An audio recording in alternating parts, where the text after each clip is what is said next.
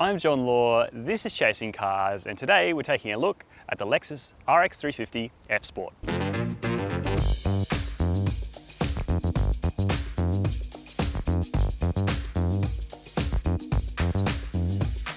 Now, the Lexus RX has been historically a very important model for the brand because it is the car that really broke into the American market and to a certain extent the Australian market as well, following on the success of the LS luxury sedan. But today we're in fourth generation form and taking a look at the mid-spec RX 350 F Sport grade to see if this grade offers anything better than the base model RX 300 that Tom drove a couple of weeks ago. Now, we're going to do something slightly different in this review aside from our usual checking out the front cabin, back cabin, practicality and driving impressions, because right off the bat I'm going to list the high points of this car and the low points, three of each, starting with the underpinnings of this car, because in fourth generation form the Lexus RX still sits on a pretty old platform, the Toyota K platform that first underpinned a 1999 Toyota Camry, and that does impact this car's dynamic prowess, certainly compared to other Toyota products that have adopted the new TNGA platform.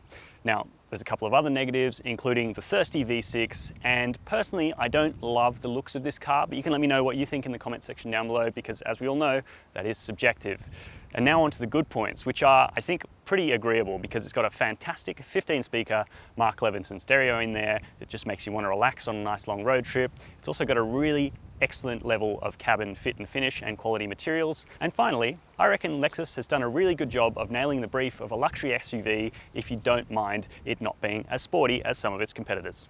Now, let's jump straight inside the cabin. So, we're in the most interesting part of the Lexus RX, at least in my book, and this car has been through a midlife facelift and it has got a couple of nice touches to bring it up to the moment, including this nice widescreen 12.3-inch display that is also touchscreen, so that's really nice. They've also brought it slightly closer to the driver, so as you can see, 6'2", got pretty long arms, but it's pretty easy to interact with and reach out and use the touchscreen. That's great, standard navigation, and you've got wide Apple CarPlay and that sort of stuff as well. And then below that, we've got this fantastic addition of a CD player. Of course, it's a Lexus, you expect. Then below that, we've got climate controls. They work really nicely because you can do it through the screen if you so wish, but you keep the basic controls such as fan speed, dual zone, auto, temperature controls down here. That's great. Love to see that. Then below that, we get a wireless charging pad, two 2.1 amp charging ports, USB charging ports, just USB-A's, and then 12-volt socket as well. So yeah, it's all pretty good. And then, of course, I've got to mention the Lexus trackpad, which a lot of people don't like, and I didn't like it the first time I used it, but as I've sat in more Lexuses over time, I've actually become quite fond of it. So I think it's a bit of a shame that the smaller NX has got rid of it, because it does allow you to take quite good control of things. So yeah, I guess I'll concede that. This nice leather pad here. Speaking of leather, the seats in this RX 350 F Sport are leather appointed. It's a sort of nice perforated item. They have a bit more bolstering than the base seats as well. They are the F Sport seats. Comfortable, quite firm, but that's actually a good thing on a longer drive. You don't sink into them. They have plenty of support. It's good. Electrically adjustable as well, of course, and you've got 3-position memory. There's one issue though, and that is that lumbar adjustment is only in-out. There's no up and down, which doesn't affect me because it feels about right, but might affect you. Other neat little touches include the storage here. You've got a nice little rubberized storage cubby here that's good for a phone or also a key as well, the key for the car that is. And then dual height cup holders here work nicely, good size for things like bottles and coffee cups when they're in their higher position. And then under here, we've got more USB ports, 2 more USB ports, one for Apple CarPlay, and that means you can't have your phone out while Apple CarPlaying, fine with me.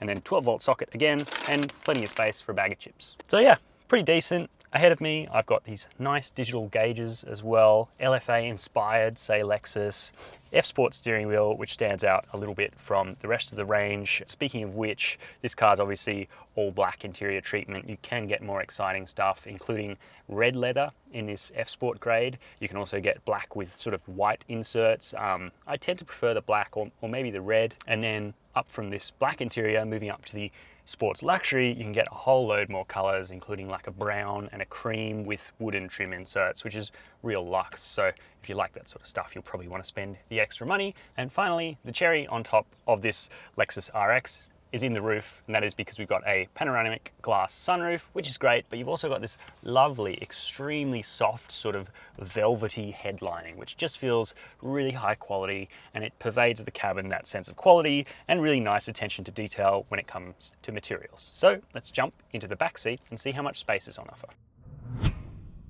That velvety deliciousness carries on back here to the back seat to make you feel not at all like a second-class citizen. It is quite a nice place to be. There is decent space on offer for me at 6'2" behind my driving position. This bench isn't slid all the way back, it's sort of in a nice middle ground, and I've got a little bit of room behind the seat there, although the back is quite hard plastic. I can move it slightly further back.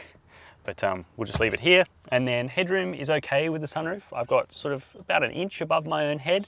The real issue though is tow room, because I have the front seat all the way down because that's how I like to set my car up. And yeah, there's actually nowhere for my toes to go.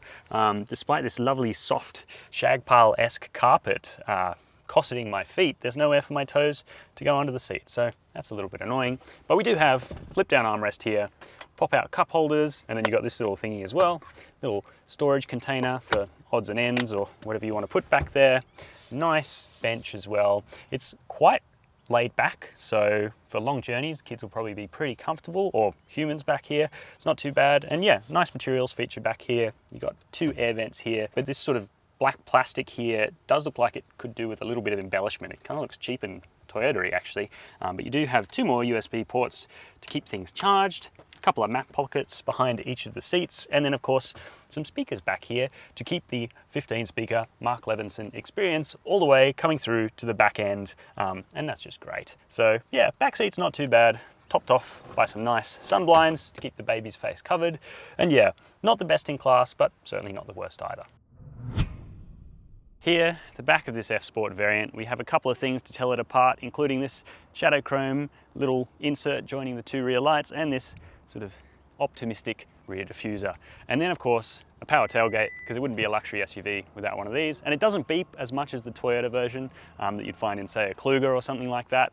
And then we open up to find a 453-litre boot, which is actually quite small for this class. And I may note as well that this is the short wheelbase variant, so you only get 5 seats. You don't get the extra 2 jump seats you get in the back of the RX 350L.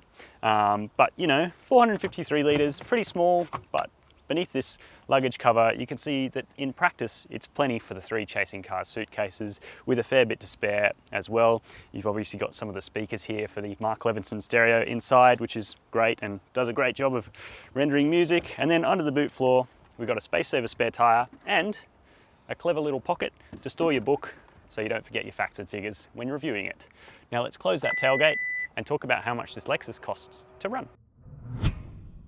Perhaps unsurprisingly, a 2-ton SUV with a petrol V6 up front isn't the most efficient thing in the world, and that's true of the RX 350. So the ADR claimed combined figure is 9.6 litres per 100 Ks. In our testing, we're seeing about 11.5 litres per 100 Ks on the trip computer, with that blowing out to about 13.5 to 14 when you're driving in urban environments. But if you're going to be doing that a lot, then we definitely recommend you take into account the RX 450h, the hybrid version of this Lexus RX, which is going to cut your fuel consumption by about half compared to what we've seen today. Now, Lexus offers 3 years of cap price servicing, with each service costing $595.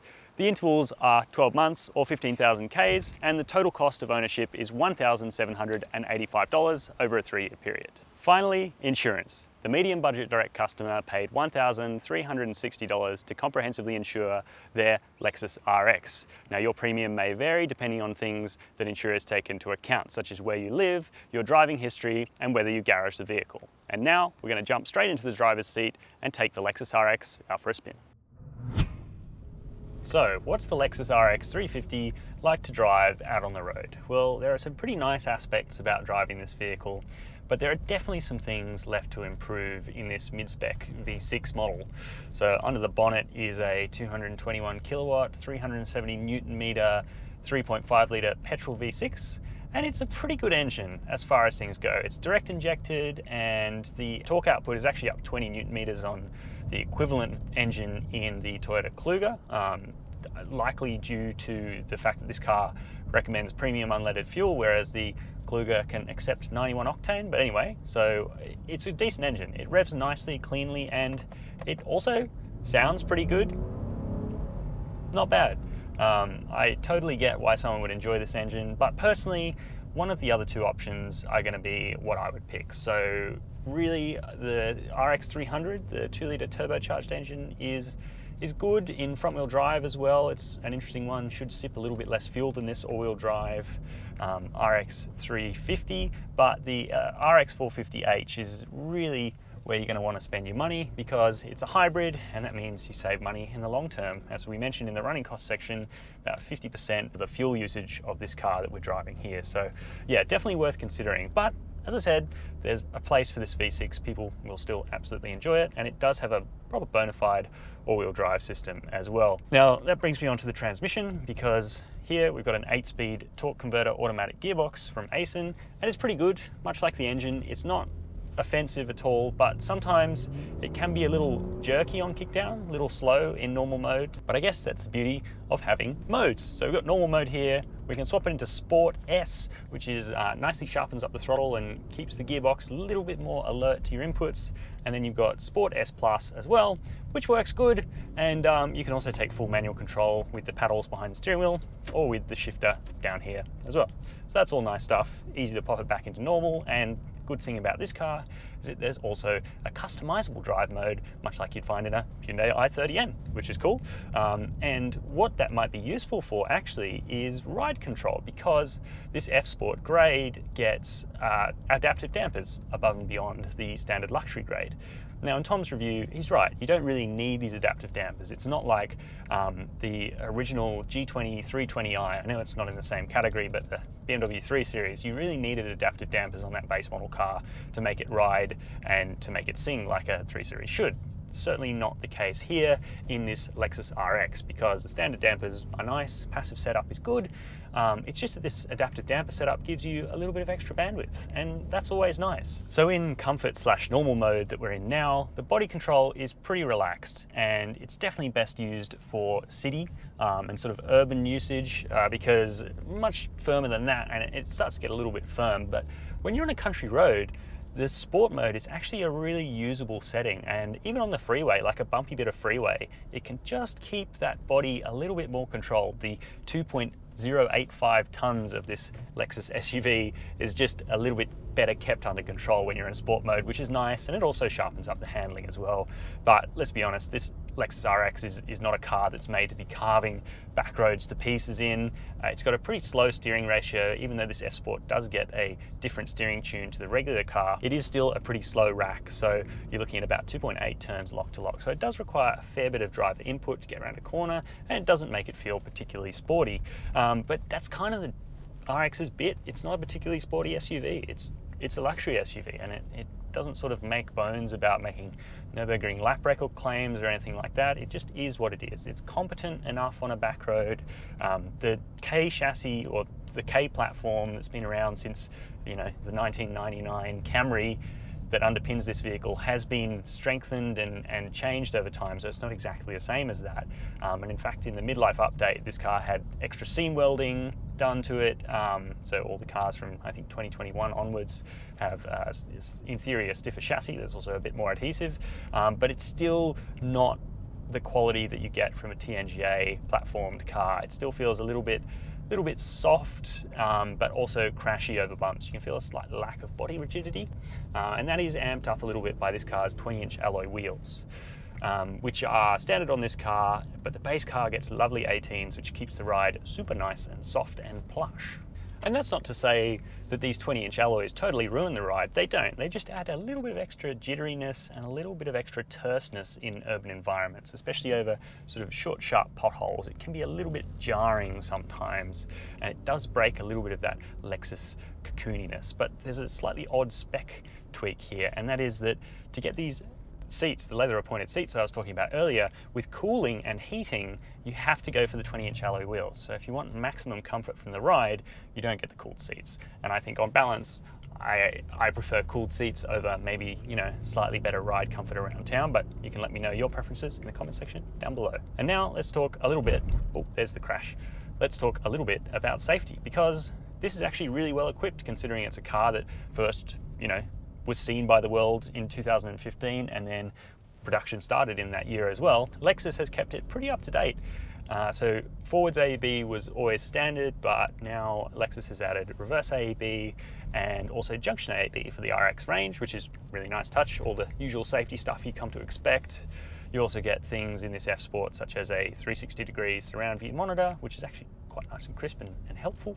Reverse camera, you get blind spot monitoring, rear cross traffic alert with braking and all that good stuff. You also get adaptive cruise control, though the Lexus adaptive cruise control system I don't find to be particularly good. It brakes a little bit too early, and you also get a pretty unintrusive lane keeping assist and lane trace assist as well. So that wraps up the Lexus RX's safety package and what it's like to drive. So what are our final thoughts on the Lexus RX here in 350 F Sport, guys? Well, for a start, although that petrol V6 is a lovely lusty thing, it does sip a lot of fuel. And so for me, my choice is going to be to go for the more affordable RX 300 2-litre turbo, or alternatively, slightly more expensive hybrid option, which is going to save you a lot of fuel. But that said, I do understand the appeal of this petrol V6 because it's smooth and lovely to drive. As for the rest of the package, it really does nail some things, this Lexus. For example, that Mark Levinson stereo is really nice and makes you feel right at home, like you're in your lounge room. The interior quality, fit and finish is also really excellent. I just wish that it was a slightly better balance of ride comfort and control. At the moment, it sits a little bit towards the comfort end of the spectrum, and I think that's because it's sitting on an older platform. So we hope the next generation RX will just refine the way this car rides and drives a little bit more, because otherwise it's a really nice, complete feeling package. But you can let me know your thoughts on the Lexus RX in the comment section down below. While you're down there, we'd also love it if you could hit subscribe, and thank you for watching Chasing Cars.